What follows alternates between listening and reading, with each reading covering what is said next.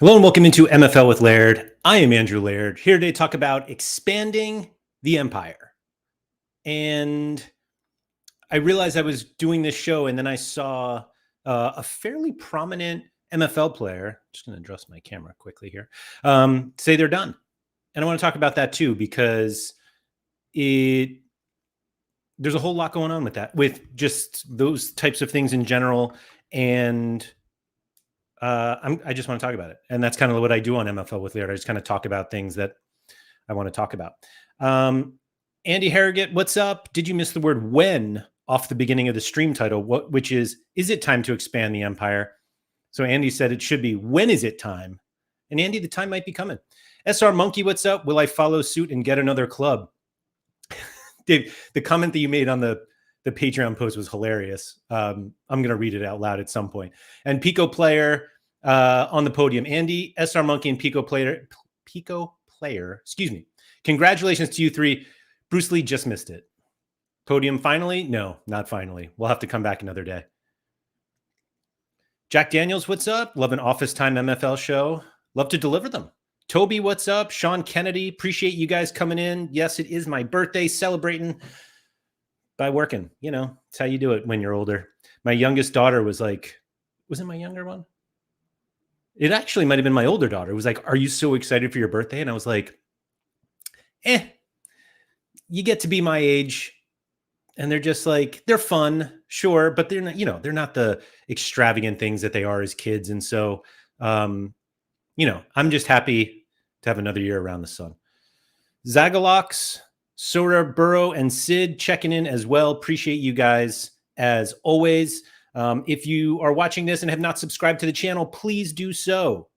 Much like MFL, we had a big skyrocket at the beginning and it slowed a little bit. So let's get that back up. Big Mr. K, hello.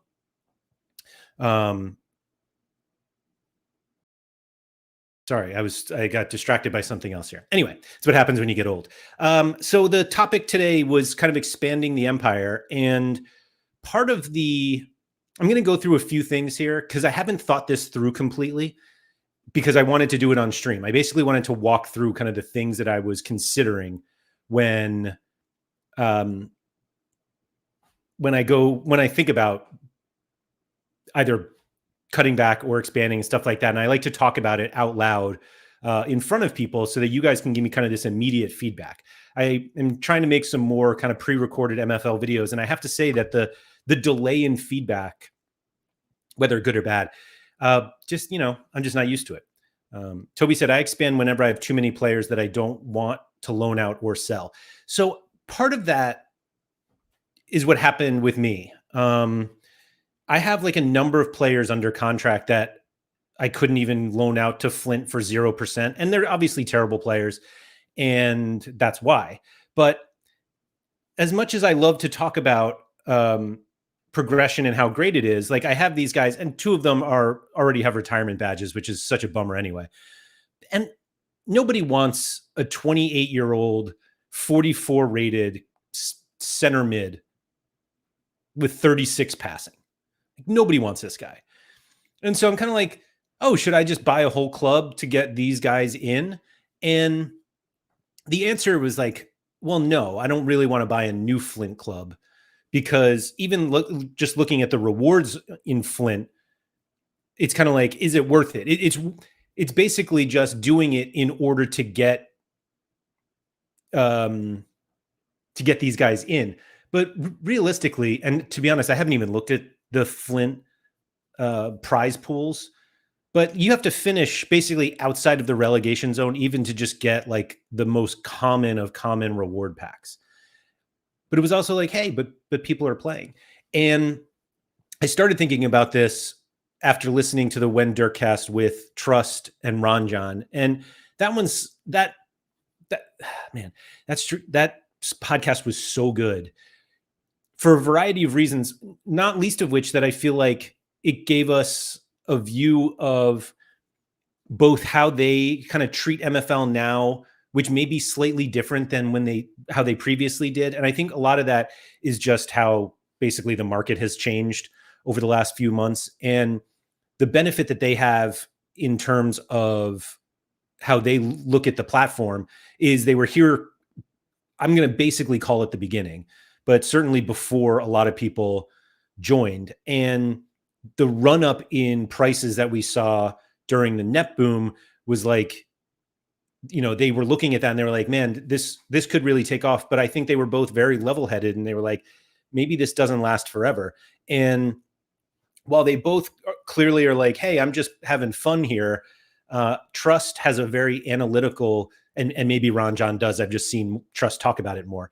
But once you build a spreadsheet where you're like, where within seconds you can say exactly how much you think, an 81 rated goalkeeper, 26-year-old goalkeeper could be worth in any number of divisions, you are thinking about it in a more, I don't even want to call it like an ROI perspective, but that is basically it.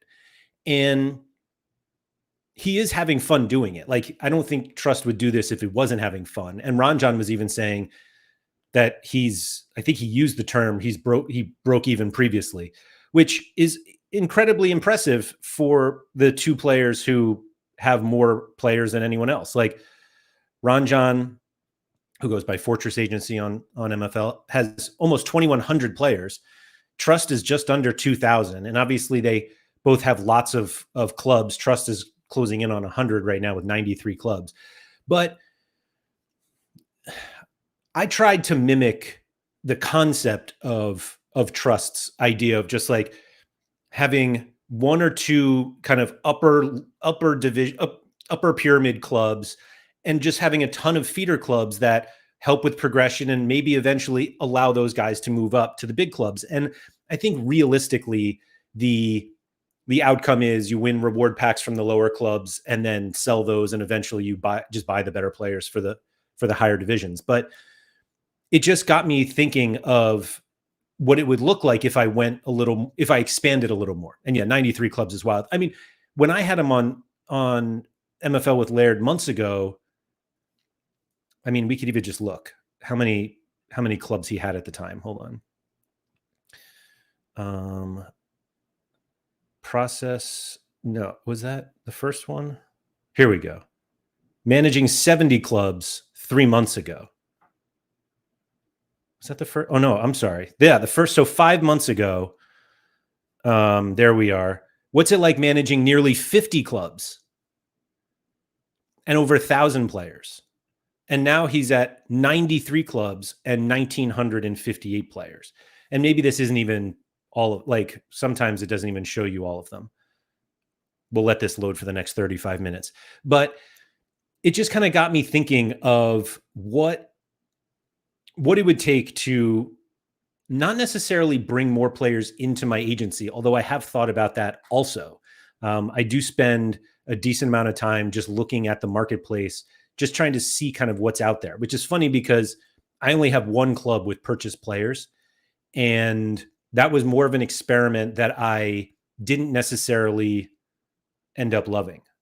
1958.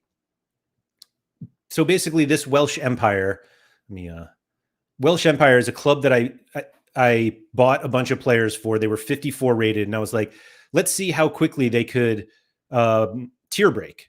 And, I've gotten a bunch that have tier broken already. What do we got? 22 players here. And now I have 1, 2, 3, 4, 5, 6, 7, 9 who haven't tier broken yet. And actually that's not even like Bednar is from another team. This guy's on loan from someone else, as is this one.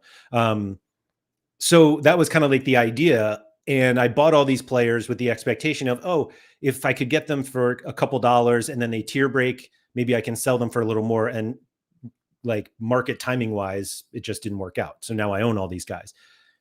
But the other thought was like, hey, maybe I can do this more often and just kind of buy some cheaper players. And I've had some success with this team. Like when I started it, everyone, like last season was the first year I did it. And every player was 54 rated to start the season. And I finished 4th. I wasn't necessarily close to the promotion playoff. I finished 9 points back, and honest, like 5th and 6th, 5th was level at 31 points and 6th was at 30. But I made, what is that, for 4th place? I made 1,800 MFL from the league, and then I made it to the semis of the cup. Why can't I go back? There we go. And what did I get to the semis? Another 700. I mean, it's not a lot, but I was just kind of like, oh, how much would it cost to like get a club and start running it with players that maybe are on the cheaper end, and just kind of like, it's literally just farming MFL. This isn't like a brand new idea. Like plenty of people do this already. But the one thing that started making me think a little more about doing this was the number of people who, and this is like mid-season, so in fairness, this isn't like the best time to do this, but like the number of people who were willing to accept no rev share and no minimum appearances in, let's say, Spark, and like there's a 59 rated CDM. There's a 58 rated 19-year-old striker. And somebody's like, hey, take this guy in Spark and just play him. Is that Frag? Yeah. And so the idea was just kind of like, well, do I want to just run a club of lone players? Now, this is, again, I didn't come up with this idea. Josh XL's made a whole video about it back when he made videos. And it's obviously not like free MFL, but it's pretty damn close. Obviously, you have to buy the club. And it just seems like on the secondary market, the cost of clubs is getting closer to the point where it's like, maybe this is fun. And the other side of it, and Toby said, I just don't like buying players. Packs are too much fun. Yeah, so I don't buy players. Like the only players I bought were those that I bought for Welsh Empire. And I doubt I can like see what I paid for them here. Yeah. But like I didn't pay that much, I don't think, for these guys. Like this guy was $5. So he's a 54 rated striker when I bought him. 76 pace. I kind of like focused on pace at the time. Curry Hari here. What did I get him for? 350. And it was kind of like, all right, how cheap can I get a team together? And it ended up being fairly cheap. I think I actually packed this guy. Urban. Oh no, I didn't. $4 I spent for that. But I was looking at the marketplace again. Now the marketplace is what did I call it in my last video? A buyer's market, if you will. But if you just look at the 24, let's do 23 and just see what it looks like. So a 23-year-old player, 54 rated. I mean, some of them are like $2, $3, $4. You could probably make an entire team at $4 or less. Certainly a goalie, there's a right mid. And are they the best players? I mean, you get a 27 pace CD or center back. That's not great. But like this guy seems fine. Sorry, this one right here. 64 pace CDM, 55 passing, 59 dribbling, 62 physical is solid. This center back, 53 pace, 50 defending, and 72 physical for a 54 rated player. Now, again, it doesn't have to be 54 rated. They can be higher or lower, but it just feels like the marketing is in a place where you can start building teams for like less than $100. And is $100 nothing? No. But if you can get the club for 47, I mean, there are a number of clubs here that are listed for less than $50. And if you get, let's say you do it the trust method and you only need 16 players, 18 players, let's call it, at $2 and $3 a piece, it seems fairly reasonable. Now, again, you're going to want to have fun with that. And, buying players maybe, or buying those players maybe is not something that you want to do. And I just realized there was a club. Trying to think of which club it was. Was this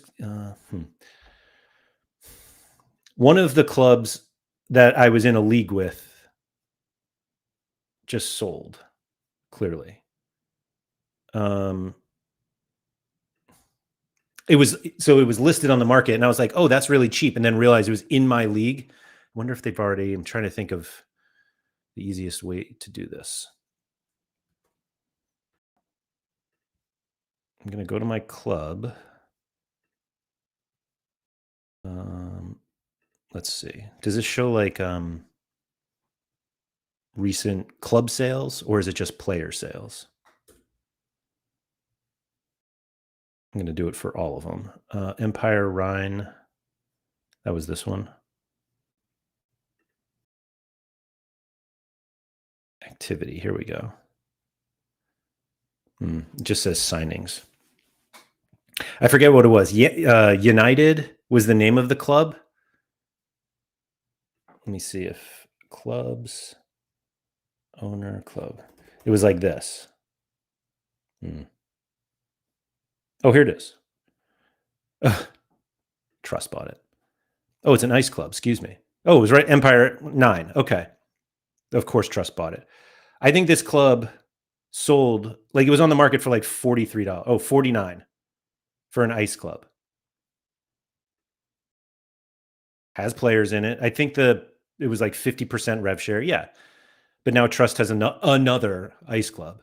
But just looking kind of at the market and thinking, does it make sense to, like, does Trust's process make sense to me? And it kind of does. But now, granted, he has obviously thousands of players, and so having more clubs to fill with his players makes sense.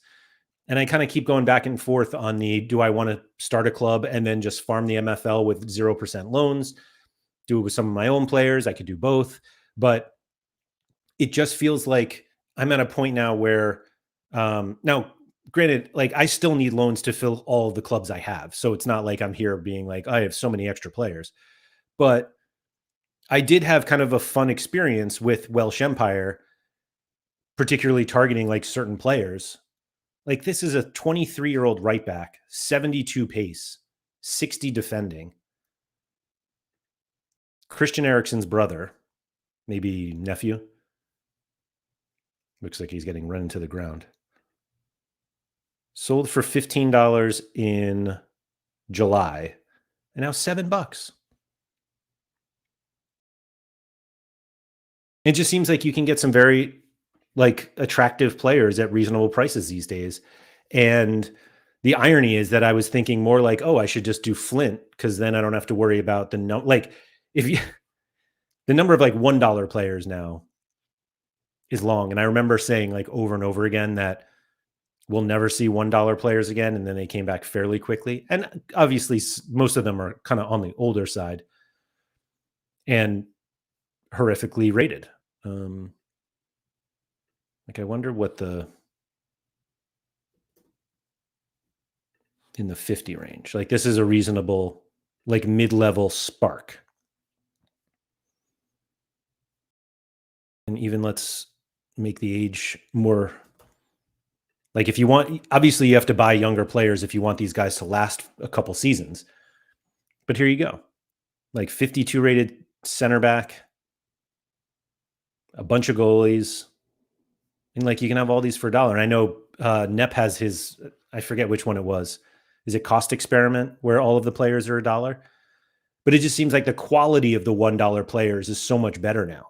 And, you know, every so often Ron John will do a sweep, but, you know, there are guys here. And so I'm kind of just like, do I want to expand it? Because I have like a ton of fun in this game. And I hate to say that I don't care. I wouldn't care about results. That's the one thing with these. So Nordic Empire and Empire Rhine were like my lower clubs, and I always had terrible players in them. And like, you can see, I finished 11th, 9th, but I'm currently 6th. And I'm like, the point of this team is to have, like, hold my crappy players, but they've progressed. These are all players I've gotten, like, out of packs and everything. Like, this guy was in the dev center, but like plus 12. And now all of a sudden, like, this guy I got as a 49 rated player. So I had him on my worst team. But over the course of 4 or 5 seasons, all of a sudden he's 58. And it's like, this is literally how progression works in this game. And if you have guys who are young enough, and they don't all have to be young, like Soler here was a 50 rated striker at 25. Now he's 55. And it's just like the one of my favorite things about progression in the game is you don't have to you don't have to buy new players every single season. You can just kind of rely on the progression. And, these guys aren't drastically, like, these aren't outlier progressors. It's basically averaging like a +1 a season. And so it allows you to get better over the seasons without having to constantly rebuy. And that is kind of the problem you have when you do like win your league and get promoted to another one, is that the step up each level just seems so much bigger. And so doing something like this where you're just like, yeah, if I can just, I'll start off with a lower level club in Spark, and maybe over the course of 3 or 4 seasons, the natural progression of these guys allows me to then be competitive. And then you obviously move up and you figure out what to do at that point. Maybe you have other players that can fill that team, but it's just something that I keep considering, of like doing these different or getting more clubs in order to just kind of like facilitate this. Rob said, I currently have 3 teams, 1 in Ice, Spark, and Flint, in the hope of each of them being a feeder to the top team. So that's exactly what my hope was with these teams. Like, the idea was, originally I had 3 clubs, and it was Nordic Empire, which was previously Sarpafossen, Empire Rhine, which was the Colmar club. I don't even remember what I named that club. Liberté, excuse me. So like these Nordic the former Nordic Empire or whatever. Nordic Empire would feed Empire Rhine, and Rhine would feed Empire FC. I then bought Empire 9 because it was the 9th. This is the 9th serial number club. And I was like, that's really cool. So then I had a nice team, and then Empire got promoted. And then it was like, great. Now I have two teams in Spark that ideally feed Empire, but I don't have enough players in my agency for 2 Ice teams. And so that's when I start relying on loans. But I think ideally, if I had more lower level teams basically more feeder teams, then eventually I can move guys up. And so we said definitely prioritize the cup for these types of teams too. I probably should. I don't. Which is ironic since Welsh Empire has made the semis back-to-back seasons. But in fact, when is that game? Is that today or tomorrow? Tomorrow. Okay. I was like, wait a minute. But obviously it doesn't necessarily just work if you have 1 team per division. Like, it almost seems like in order to get the progression outliers, you need to have enough, which is like, now I get why Trust has 96 teams, 70 of which are in like Spark or lower. I don't think there's an easy way to see like where all of his clubs. I think Jimbo did it on a stream recently, but the odds that you're going to get somebody who goes from like 50 rated to 70 rated so that you can play from Flint all the way up to Ice is low. But if you just have more players, then at least it feels like you have more of a shot. And so that's where I'm coming back to, that I think like this Empire FC league is very competitive. And I know it doesn't necessarily look it because the bottom teams are like on 9 and 12 points.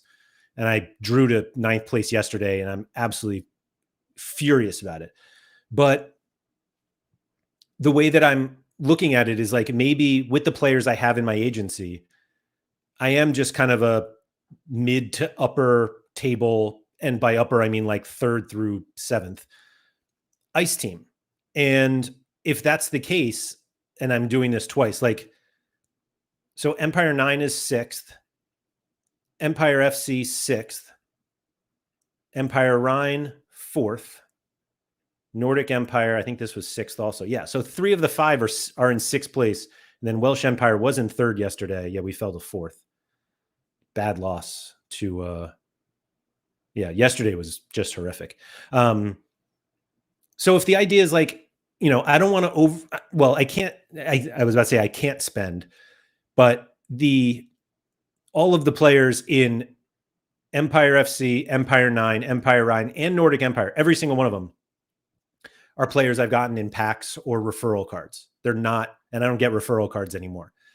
And so it's not like I can just go and buy a bunch of players. Now I can get loans, and I've been very fortunate to have people to be very generous with players and loan them at 0% because I don't love giving up MFL anyway, since like people who play the higher divisions obviously win a lot more MFL, but like a mid-table ice team is only, I'm only earning like, on average around 3,200 MFL. And so giving up MFL like that is, I have a problem with it. That's all. And so now my idea is kind of like, do I try to just fill a couple lower level teams and just hope that they can eventually feed them? Oh, wait, sorry. Rob said, my main dilemma comes at the end of season on what reward packs to get, quantity versus quality. So Rob, I've only used I've only used reward, like MFL on reward packs for my top teams. And this is the first time that I was considering not doing that next season, of trying to figure out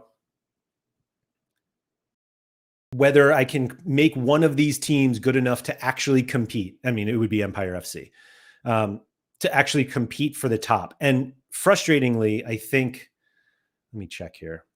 Like I was projected near the top of this league. I think I was projected 4th, but let's see for sure. Oh, 3rd.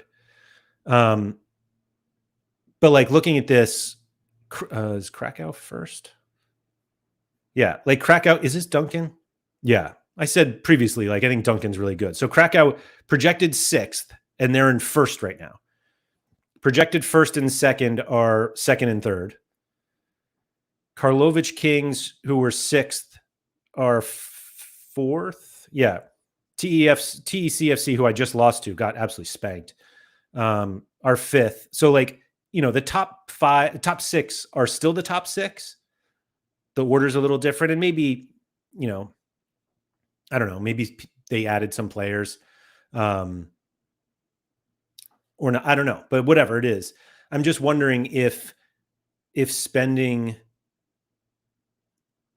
for the lower clubs is actually better. And I just kind of like hang out in the mid-table for a couple seasons. Those ratings are way better than mine in Ice 26 compared to my squad. Ice 26. Can we, Rob, what's your team in, well, I guess I could just, Ice 26. Where am I going here? Nope. Yeah, there we go.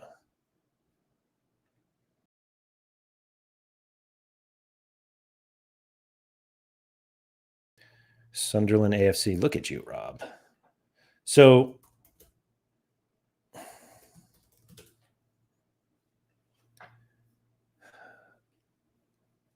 Rob was projected 11th and is in 1st. Hell yeah, Rob. But like 73 to 68 all the way down to 11th. What was this? 75 to 67. I mean, it seems pretty similar. I guess the top is a little heavier. Well, not really. 75, or let's do 16, 74, 71, 71, 72, 71, 70. I mean, it's close. It's close. But I'm kind of in this mode of, if I think I'm just going to be mid-table for a bit, and that's, both disappointing or whatever. Do I just focus on the bottom now? But like this, ratings wise, these are my players. And Vigano, I got in a pack, and I really shouldn't have in Ice, but I do. 20 years old, 76 rated striker. But if you take him out, like, I hate to say this, I feel like this team would be mid to lower table in stone, which is why I'd love to just get promoted. But I'm just not there. I just keep messing it up for a variety of reasons. I really need to get better at loaning players in and out, says JPS. Yeah, I mean, once you start doing it, it gets easier because you have like a relationship with whoever you loaned to or from. And JPS, obviously, you're the reason that the quality of patron saints went up, and everybody wanted to contribute with that. But Pico Player said, just spend most of MFL in the 600 packs, and when you find one progressor, your joy in life goes up, and that's what MFL is all about. That's exactly what I was thinking. Like, looking at my agency, that Grecian guy who was in the dev center is like the only one. He's the best progressor I've ever had.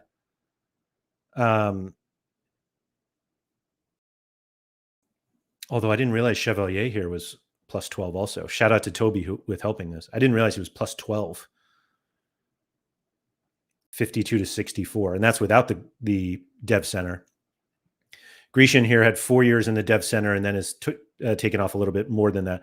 But like Jonathan Sharp, a left wing back who I never ever wanted to play. Empire 9 plays. So literally this first until he turned 25. So I think he tier broke before he joined Patron Saints. But from when I first got him as a 58 rated left wing back all the way until he hit 65, he never once played left wing back.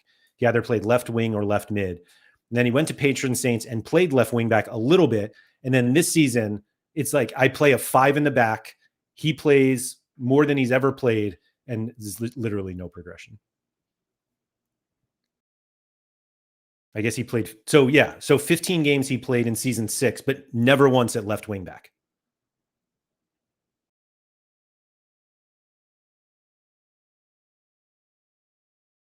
But yeah, I guess just kind of the hope is that I get guys like that all of a sudden it's like, oh, they really are like these progression monsters that Mancia doesn't count because I got him like around here. I did a trade with Trust on that. But yeah, I just don't have anyone who's like, plus 20 in 5 seasons or whatever. But the more people I have, like maybe the more fun it becomes. Like Fomenko here was a 44 rated 28-year-old when I got him. Now he's about to tier break, but he's going to retire in a couple seasons, 2 seasons, end of season 10. Yeah. So we'll see. Toby said, I will get exclusively limited reward packs, the normal ones. It just makes the most sense for me. I just don't even want commons at all, even for my Flint team, because most of them are too bad. What's funny is that that's sort of the way that I was thinking, that some of these guys are actually too bad. And so do I really want to deal with that?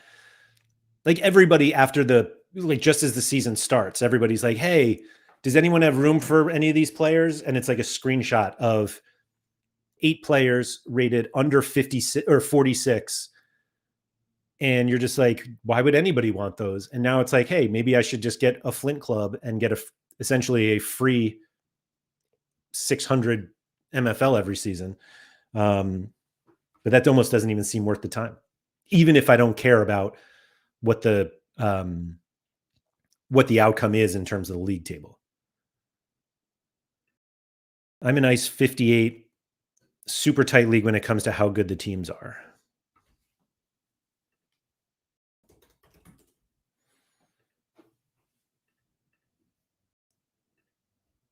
Let's see. So you were projected 7th. Oh, wait, hold on. What was it? Ice, what? 58. So if I'm, the other thing I've been thinking about, and I'm curious what you guys think about this. I think there is obviously one answer that is like, oh, it's more fun. It's funny about this league, Toby, is that it doesn't look tight at all. Like it was tight, 71 to 66. 71 to 68 just first through seventh. And yet from a results standpoint, first place 41, second place 31, sixth place 19. It's almost like a clear example of like what good tactics and what good tactics can do. This is wild. 7 draws, unbeaten after 15, but 7 draws. That's how you get a 10-point lead here. 5 goals allowed all season because of an 81 rated striker or goalie. Billy Yang. Wild. 81 in ice. Anyway, with how many 600 packs you can get, it's a case of having enough clubs to play them in. Yeah, I would need more clubs. If I was like, I'm going to spend all my MFL on those 600 packs, I would need more clubs. So if the idea was, hey, let me go buy 2 clubs, and the Flint seems a little too low. So let's say like 47 and 40, so $97. Sorry, $95. Let's just call it $95 for the 2 cheapest Spark teams, $48 for an ice club. You obviously can't play like total, mid-table too. A lot of rev share. So you're not even getting the rev share right away. But anyway, so if the idea was to use these clubs to win MFL, meaning get a club and get a bunch of 0% loans and just farm the MFL that way. For $97, am I better off just buying a few players, $97 worth of players from the secondary market and loaning them out? Would I win more MFL that way? And I think the answer is unequivocally yes. Not nearly as fun. Like let's be clear on that. But what was the cheapest one now? 47. So if you just look at, we'll do 48, right? It was 48 and 47. Would getting, and let's not even, actually, I mean, the age matters in this, but it's almost like the age doesn't matter in some of them because you're just doing it for MFL. But let's say you want to do this for a couple seasons. What is a 40? Are there, like, what would a 25-year-old 77 rated right mid get you? Like, where would that player be loaned to? And the only reference I have is this player that I have, Stuart Freeman. And I wish there was a way to go back to see how much MFL Stuart Freeman has won me. But let's just even go back to last season. So he played, I'm trying to think if there's an easier way to do this. I don't know. We'll see. So Alcox finished 6th in silver, which won 59,000 MFL. I think Freeman was on 5%. That seems, I mean, is maybe 5% in silver for an 83 rated player? Maybe that was too high. I don't think I can. Can I go back to just the squad from that team, from that season? Oh, wait a minute. I know how to do this now. I forgot about this. So we can just go right back and see what. All right. So it was silver. So he won me 2,065 MFL. Oh, it was 3.5%. Excuse me. So 2,000 MFL from that one player in silver.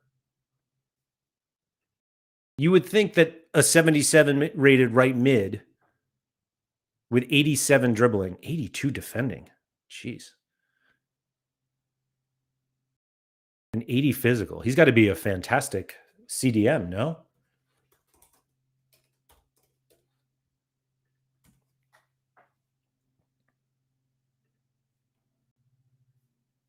Why is he not a good CDM? 60 rated CDM. Anyway, could I actually, instead of just buying more clubs and having to deal with filling it with all these players I don't want, do I just buy a couple of these guys and loan them out and get the MFL that way? Can you farm MFL that way?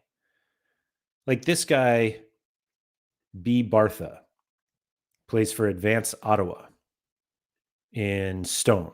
First place in Stone.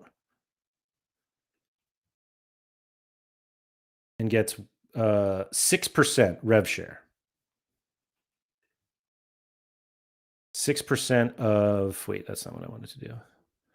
6%, let's say they win. 6% of 12, it's only 12,000 MFL for Stone, huh? But anyway,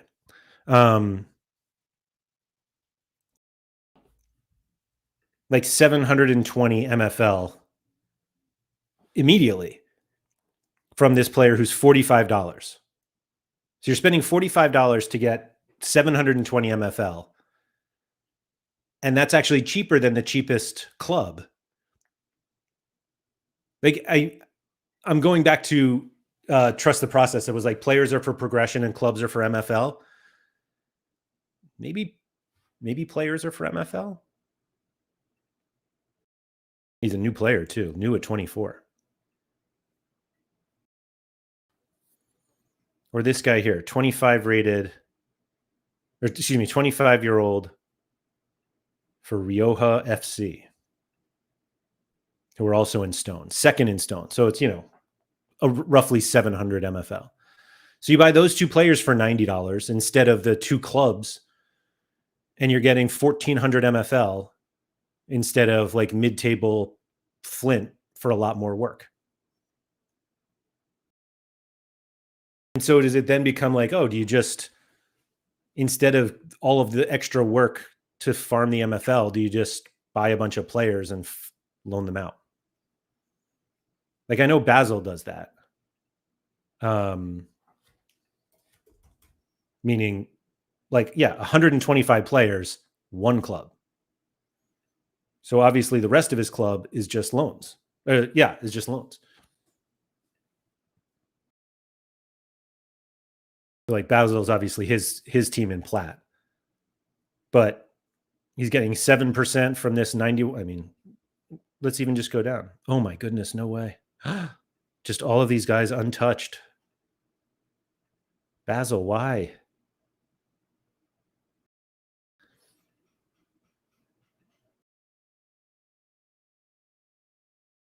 Or maybe I just start a feeder. Maybe I just start a club of Basil's players.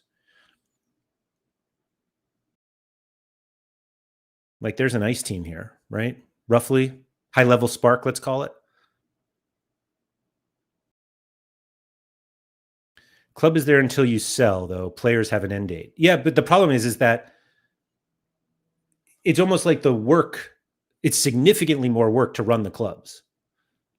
And you're going to because the players have an end date, the club will eventually, you're going to need more players over and over again.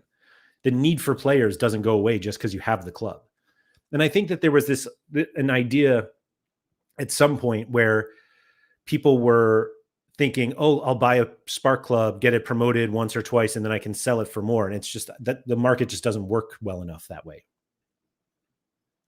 As we can see here, that the lowest price clubs are like an ice club right now.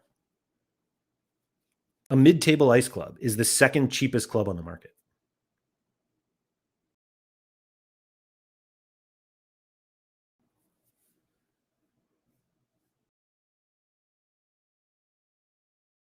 Where was that? Oh, I lost it already. But yeah, I was just kind of like looking at the players that I had. Like my goalie here in bronze won 1,300 MFL. And then you can see I bought uncommons. And I don't know. So like I keep wondering if the, not that there's like a right and wrong thing to do, but if like the thing to do of expanding the empire is by club or by players. And I think obviously having the club is more fun because you can watch more players progress and whatnot. And I will go back to the point that that Trust the Process made, that he doesn't like essentially like progressing other people's players. And that's why he doesn't do a lot of loans in, because he'd rather progress his own players, and which I totally understand. And so when you have your own club and you're using all loans, like you're that's what it is. You're progressing other players. But using your own players, obviously it's more expensive because you have to buy the club and you have to buy the players.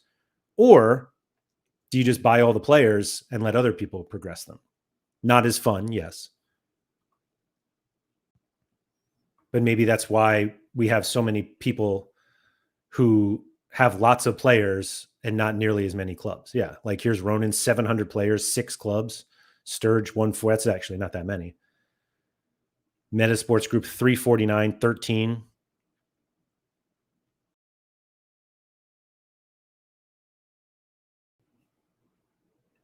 I didn't know the BFC DAO even had their own like account here.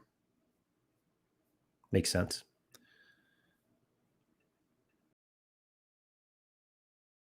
Sean said, not only did promotion get somewhat devalued because the club resale prices tanked, but promotion means your guys often aren't good enough anymore. So now you have to work to both loan yours out and loan higher guys in. I do think that the divisional jump is big now. Excuse me, just in terms of like what you need. And what's frustrating about it, Sean, is it felt like my Empire team, and maybe I'm completely wrong, but it feels like my Empire team would do well, would survive in stone. And I'm not sure, but I say that and I can't get out of ice. Like Empire FC, what did we say? Best 11 average, 72.45. Let's just do that.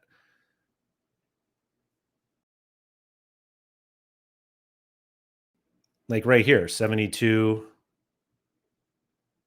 Again, this is lower table, but it's like around here basically. Yeah, it's the bottom. But I'm also 4th in ice. 5th in ice, 6th in ice now. Valencia is 74. Best 11 is what? 75-27, which is like,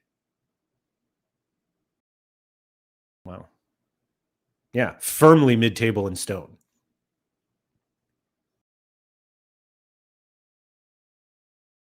So actually, Sean, it's funny. I don't think it's necessarily that. It's not that you're not good enough. You're just not good enough to be at the same spot, which makes sense. You shouldn't be promoted with your team from a lower division and be just as competitive in the higher division. But it does feel like you need a lot more, only because the top is so, it's almost like you need too much to win a league, and then that's, maybe it is enough. Maybe that is the point, as I just talked through that. But like my Empire 9 team is not, like these two teams will obviously get promoted. 16, I mean, that's a terrible, I've had a very bad season. But I don't have like, yeah, they're all mid to high 60s. Oh, I guess there's some lower ones.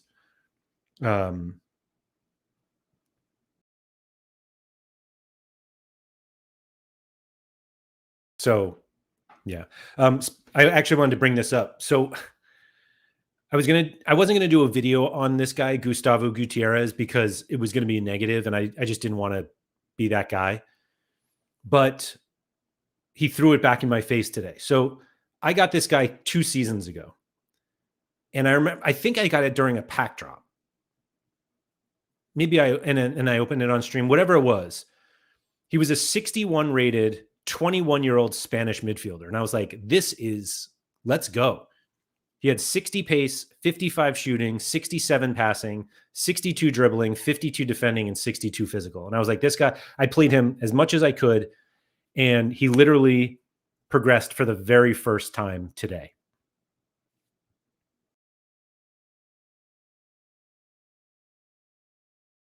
Like you look back, 16 games in season 6, 19 games in season 7, and 11 so far this year. I'd probably underplay him this year. Spark, ice, and ice. Had 8 assists in his first season, and he's only gotten +2 in dribbling his entire time on the platform, if I remember correctly.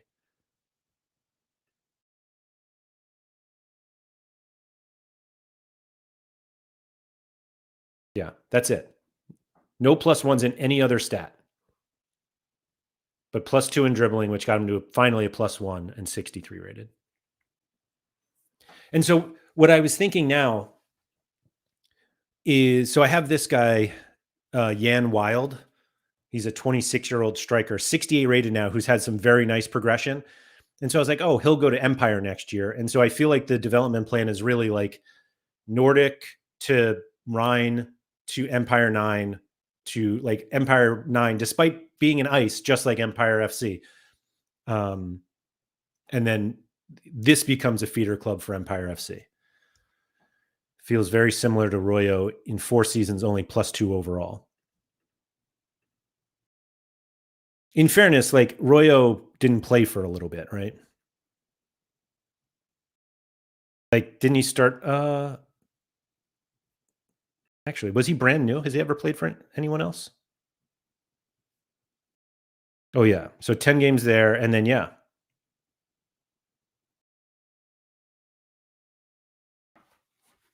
But now he's in tier jail.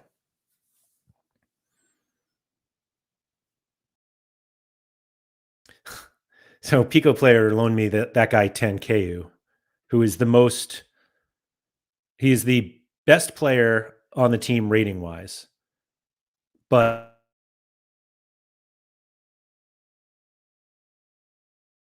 all but wild this year.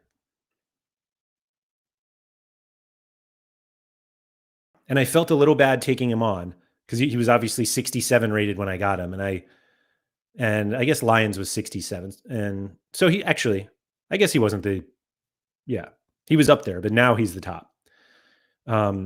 And I always felt so weird, or not weird, but I was just like, I don't know how much progression he'll get because he's going to be one of the best players on the team, but now he's literally the best ratings wise.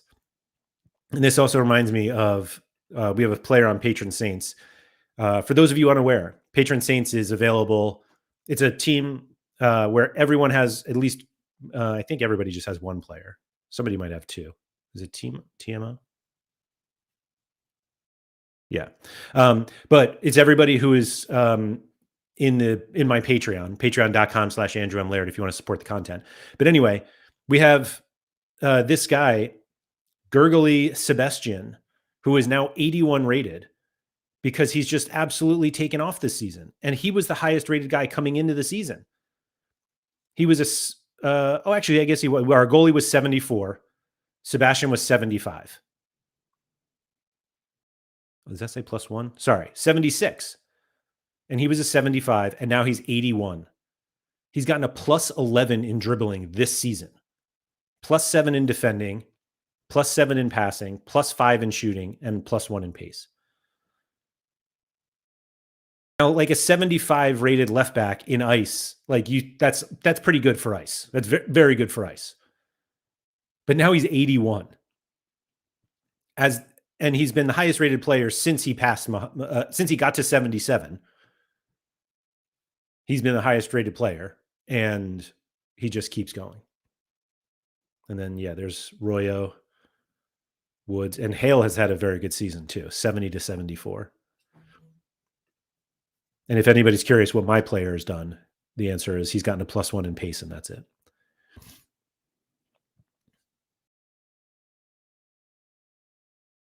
Yeah, he's a monster. Exactly. And it's been fun. It's been fun. But yeah, I just kind of keep going back and forth of like, what do I want to do with my agency? And the idea is ultimately, I want the guys that I have in Empire to be guys I've either loaned in. For some reason, I have a difference of opinion on loans than I do for just buying players. Reese doing bugger all. Reese has been awesome. SR Monkey. I know, like progression wise, he hasn't been great, but performance wise, we wouldn't be there without him. Look at that: 10 goals, 3 assists in 14 games. Hale has been incredible.